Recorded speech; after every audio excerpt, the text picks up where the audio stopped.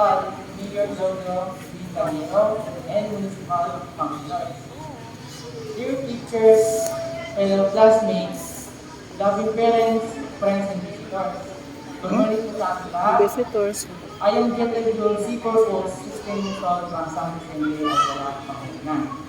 I am honored to stand here today to share with you my learning experiences. Yung mic. Just to share with you bakit po ako nag-enroll sa ALS. Naito po ako during my elementary years. I was in grade 2 in Mahanga and I experienced bullying. Dahil araw-araw po sa mga classmates ko, nag-drop out po ako. Pilit ako pinapapasok ng parents ko, kabalit sa takot ko, ayaw ko na talaga pumasok. So, namiss ko po yung isang taon. The following year, we have pumuha ng mga dance class. It was around August at time. Late na raw po kung magpapa-enroll ako, kaya totally usulit na ang next ko. My parents always tell me, sayang ang bawat tao. Naghanap kami ng paraan para makahabol ako. For the meantime, I continued my study in elementary until grade 7. Still feeling outcast because I am older than my classmates.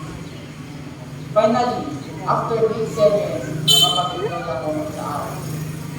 I am so thankful for DepEd's alternative learning system. Nabigyan po tayo ng chance para makahabol sa school years na namiss natin. ALS made me a better student and a better person. Thanks to our teachers, Ma'am Rosalie Alberto, Sir Manuel Catalan, especially to Ma'am Ana Victoria Ibarra, who patiently taught us until the end of this school year. Thanks, Ma'am, for being supportive amidst the pandemic and all challenges we encountered. Rest assured that all your insights in our learning will be carried on to our next journey. Thanks to our ever-loving parents for the continuous guidance and support on our studies. Alam namin na lahat ng pangaral at pagpupusin ninyo ay para sa aming kabutihan. Alay namin sa inyo ang aming tagumpay.